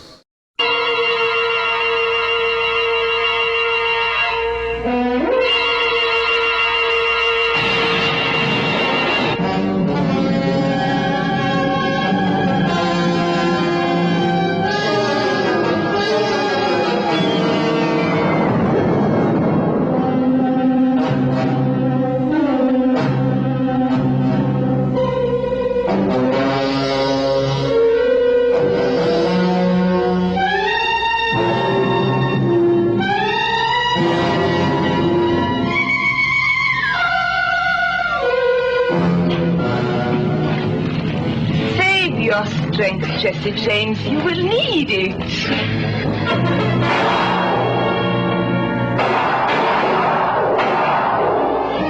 Your bullets can't hurt me.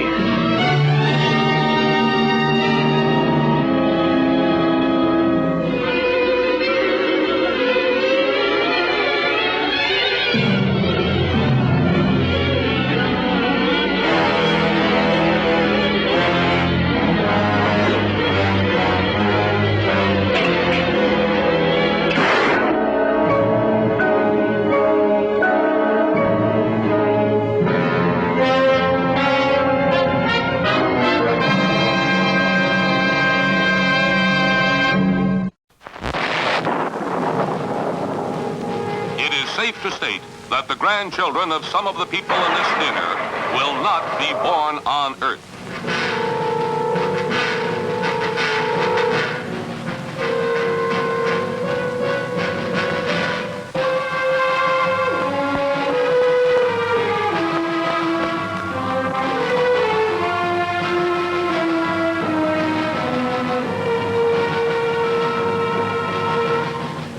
They come from the bowels of hell, a transformed race of walking dead, zombies guided by a master plan for complete domination of the Earth. Plan 9 from outer space.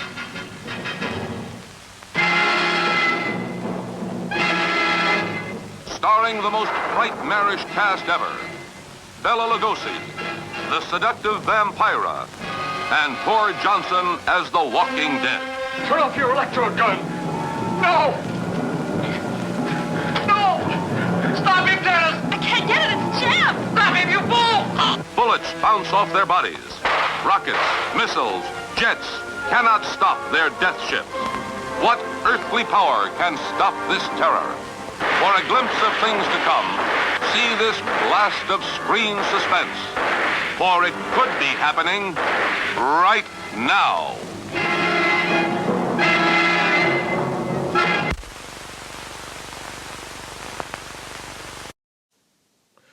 You know, I don't think I ever want to hear Spanish guitar again. Anyway, we now move on to the conclusion of Mesa of Lost Women, and despite how long this movie felt, it was actually quite short.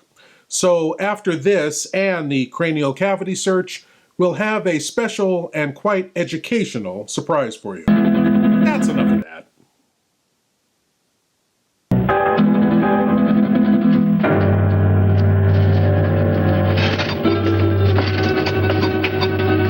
You brought Masterson? Yes, he's here. Good, we found him at last. What about our others? Well, I have something in mind for the girl and the pilot. The other I shall dispose of. What's the matter, Wu?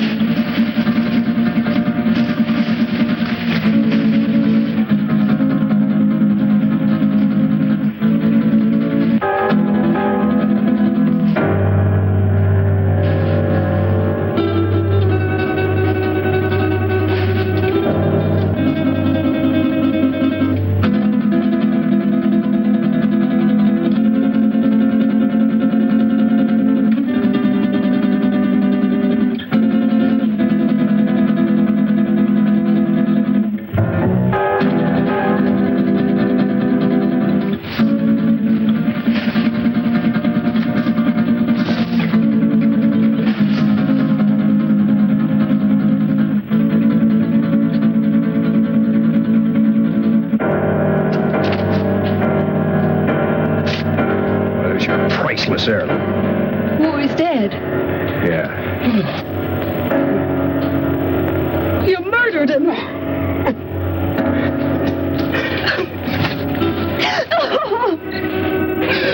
They're coming for us. They're coming. And put more wood on that fire, quick! Just keep it moving, Doreen. Well, remember, we haven't seen him yet. Aren't you afraid, Grant? I'm scared stiff. If you're frightened, what do you call him? I can't stand it. I'm getting out of here. Don't be a fool. The only thing keeping him back is our fire.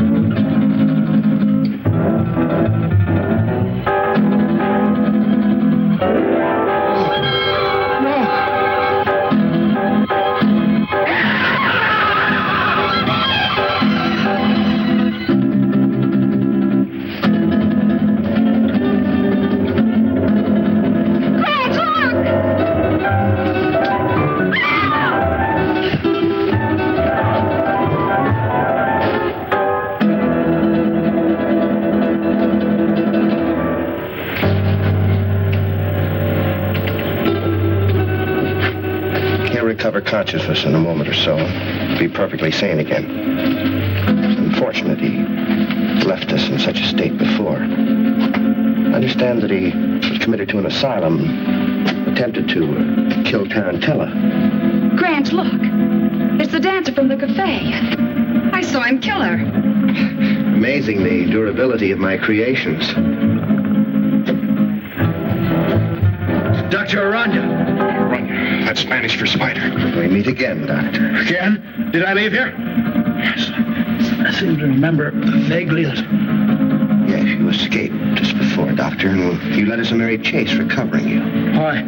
Why not just kill me? Why bring me back? Unfortunately, I still need your help. I'll give you one more chance to change your mind. No, never. Nothing you can do will ever make me a party to this... Tarantella. No, you're not going to torture him anymore.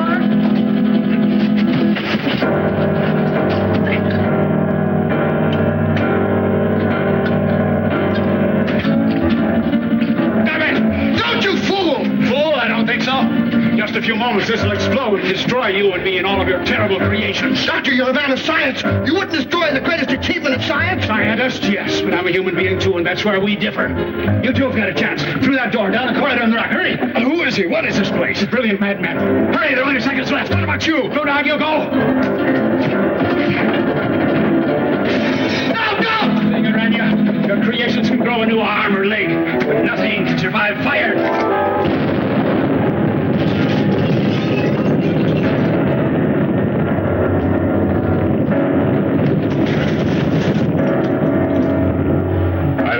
We stumbled and staggered across that desert before he found us. Well, that's about the story. Believe it or not. Grant. How do you feel? All right, I guess. I've just been telling them our story. They don't buy it. How do you think he did? Es verdad. That's the truth. Now, don't worry about it. You're going to be all right in a couple of days. Just a little too much sun on the bare head. Anybody thinks I'm going to load one of my trucks with oil and send it up on top of a mountain to burn a bunch of imaginary spiders? Yes, you're right, Dan. Common sense tells you there isn't anything to his story, doesn't it? Giant spiders on a desert mesa. Fantastic. Pepe is just a superstitious native. True, no one has ever been on Sapa Mesa, but it's just like any other bit of tableland. Not a thing different about it.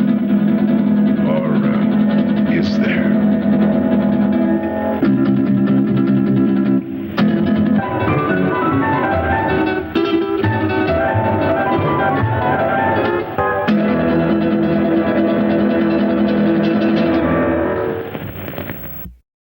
Assume the position and open your minds wide. It's time for your cranial cavity search. Yes, my lords and ladies, the cranial cavity search. Here's a chance for you great geeks out there to prove your geek cred by showing what you know. And tonight's cranial cavity search question is, as I pointed out, Jackie Coogan, who plays Dr. Aranya in tonight's film, played the great Uncle Fester in the 1960s TV series The Addams Family. But whose uncle was Uncle Fester? Who was Uncle Fester an uncle to? A. Gomez. B. Lurch. C. Morticia. Or D. Wednesday and Pugsley. Who was Uncle Fester and uncle to? We'll find the answer after these commercials make you question your sanity.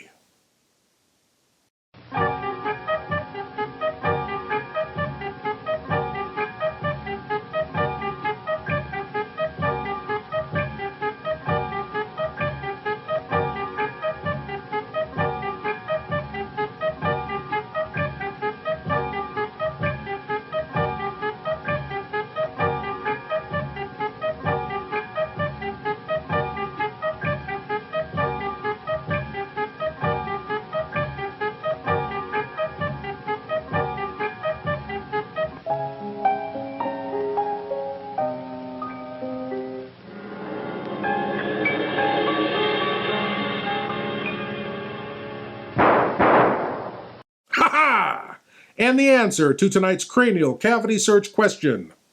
Whose uncle was Uncle Fester? It was C. Morticia's uncle. Now, that's in the original 1960s TV series. You see, in the series, Fester was Morticia's mother's brother. But in the 1990s feature films, Fester was Gomez's brother and uncle to Pugsley and Wednesday. Why the confusing change? I have no idea, but there it is. And now, my lords and ladies, you know, I've been overthinking this little low-budget offering we've had tonight, you know, the way I do. And I've come to the conclusion that Dr. Aranya would never have gotten into the trouble that he got into with giant spiders and creepy spider people if he had had a proper upbringing. So, in order to improve our community and strengthen our social hygiene, we here at the Wrackin Theater want to present to you this 1947 educational film with my own contemporary footnotes. My lords and ladies, here is the educational film that dares to ask the impertinent question, are you popular?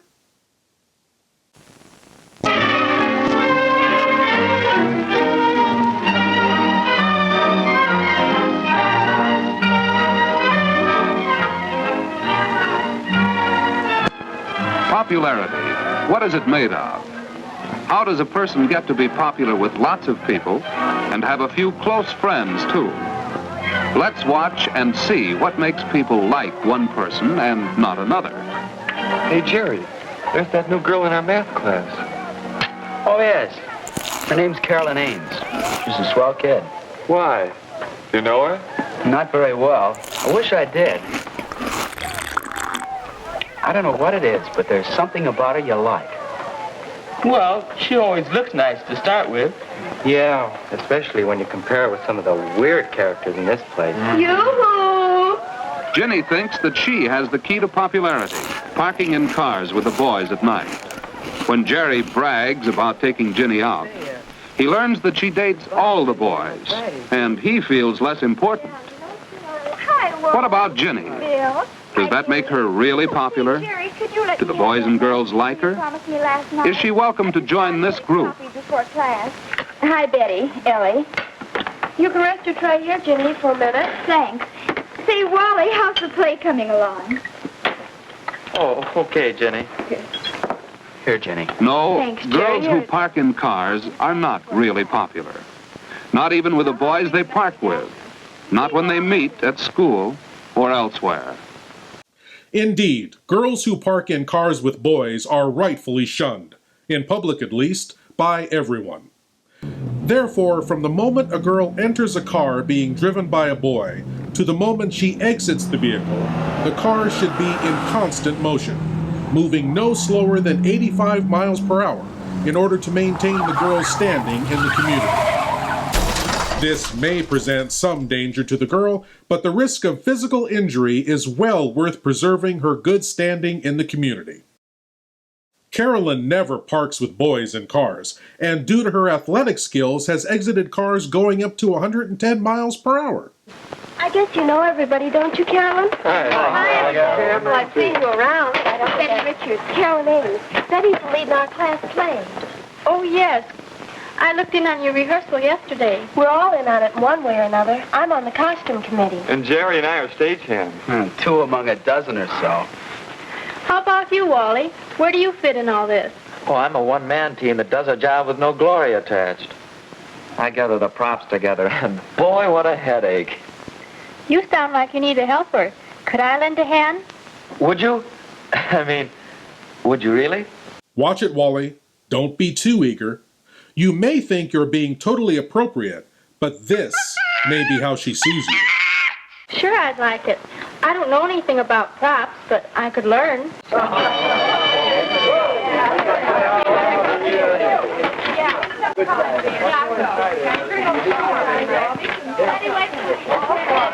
Say, we ought to get together and talk over those props a little. Could you meet me backstage at 3:15? Oh, that'd be fine, Wally. See you at rehearsal. I think maybe I'll take Carolyn to the dance Saturday night. Well, better go ahead and ask her. We could work out a double date. Saturday's soon enough.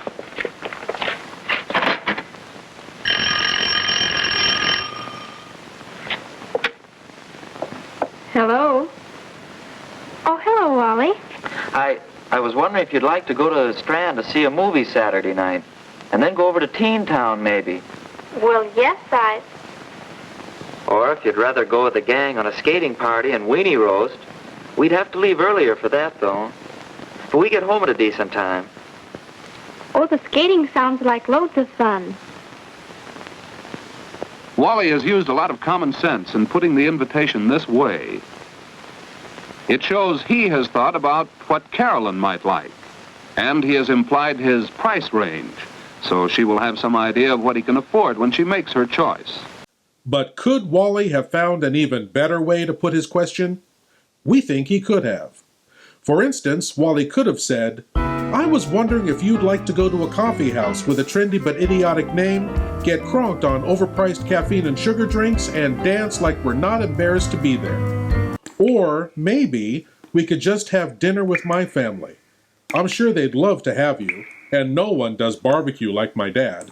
Then perhaps we could play hide and seek in the plumbing supply yard. All right, Wally. On Saturday at 5 then. Bye. Well, that phone call didn't go on for hours. A pretty sensible attitude toward telephone conversations.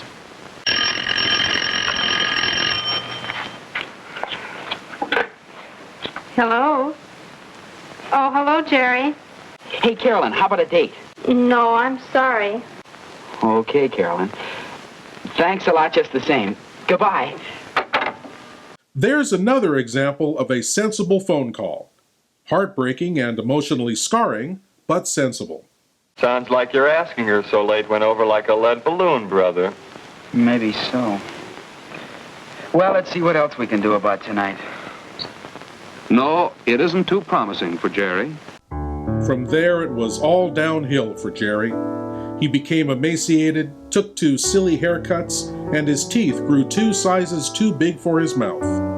Battered by shame and remorse, he fled to the South Pacific island of Awanakuki, where he decided to try his hand at stand-up comedy, to decidedly disastrous results.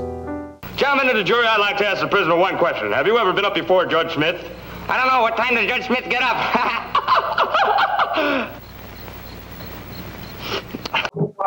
Jerry's current whereabouts are unknown. Mother, are you busy? I'd like you to meet my father. Dad, this is Wally Johnson. Well, hello, Wally. How do you do, Mr. Ames? Here I am, darling. And I suppose this is Wally. That's right, Mrs. Ames. How do you do? Well, it's nice meeting you. Oh, excuse me a second. I forgot my scarf. I'll be right back. Don't let me interrupt your eating, Mr. Ames. Well, thanks, Wally. I was just looking into the world of events before we go to dinner. I tricked him into taking me out tonight. I understand you're having a little trouble with the props for the play. Oh, not too many now. Much as I hate to admit it, though, Carolyn has hunted down a lot of things that we couldn't find anyplace. Here I am, all set. Oh, Carolyn, I made some brownies today. Maybe you and Wally would like some when you get back. There's some milk in the icebox, too, isn't there? How does that sound? Gee, that sounds good. We'll take you up on it, Mrs. Ames. Thanks. Carolyn and her mother have found one way a girl can repay a boy for entertaining her. No, I don't think I'd better say anything at this point. A bite to eat at her house will save him money. Perhaps they'll bring another couple home with them. That would be fun. Again, no comment. All right. Have fun, you two. I'll take good care of her, Mrs. Ames. Bye. Bye. Goodbye. Goodbye. He is proud to be with Carolyn because she looks well, is friendly with everyone, and is considerate of their feelings. She likes him for these same reasons, and also because he is fun to be with. Home, parents, and personality all help boys and girls to be popular. Bye. Bye. Goodbye. Goodbye. And let that be a lesson to you. Well, my lords and ladies, I want to thank you all for watching, and I want to invite you all back again next week when we'll do whatever this is all over again. As always, I am Lord Blood-Rah saying, geek out.